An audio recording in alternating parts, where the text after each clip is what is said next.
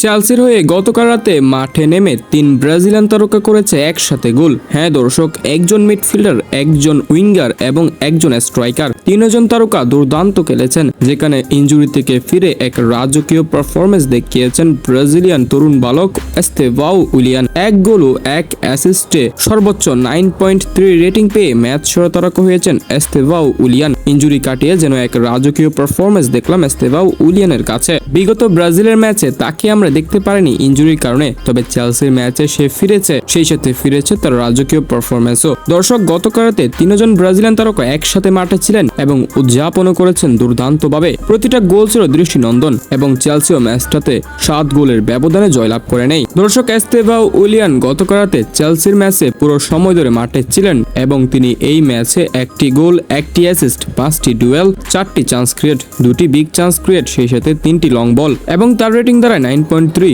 এবং শেষ পর্যন্ত ম্যাচ সেরা পুরস্কারটাও পেয়েছেন এস্তেভাও উইলিয়ান। হ্যাঁ দর্শক, এখন শুধু ব্রাজিল দলে ফেরার কথা, কারণ ইনজুরির কারণে বিগত ব্রাজিলের ম্যাচ খেলতে পারেনি। এখন তো সামনে বিশ্বকাপ, তাকে অবশ্যই চাই ব্রাজিল দলে। এবং নেইমারের পর এস্তেভাও এমন একজন ব্রাজিলিয়ান তারকা যে ক্লাব এবং জাতীয় দল দুটাতে সমানভাবে পারফরমেন্স করতে পারে এবং চেলসির ম্যাচে এস্তেভাও উইলিয়ানের পাশাপাশি অ্যান্দ্রে সান্তোসের পারফরমেন্স ছিল দেখার মতো। হ্যাঁ দর্শক, মিডফিল্ড থেকে দুর্দান্তভাবে ছুটছিলেন এই ব্রাজিলিয়ান তরুণ মিডফিল্ডার এবং সেই সাথে এস্তেভাও উইলিয়ানদেরও সহায়তা করেছিলেন মিডফিল্ড থেকে এবং অ্যান্দ্রে সান্তোস নিজেও গোল করেছেন। এরপর জোয়াও পেদ্রো পুরো সময় ধরে মাঠে না থাকলেও যতটুকু মাঠে ছিলেন এর মধ্যেই করেছেন 1টি গোল। অর্থাৎ গতকাল রাতে 3 ব্রাজিলিয়ান তারকা একসাথে মাঠে নেমে 3জনই করেছে গোল।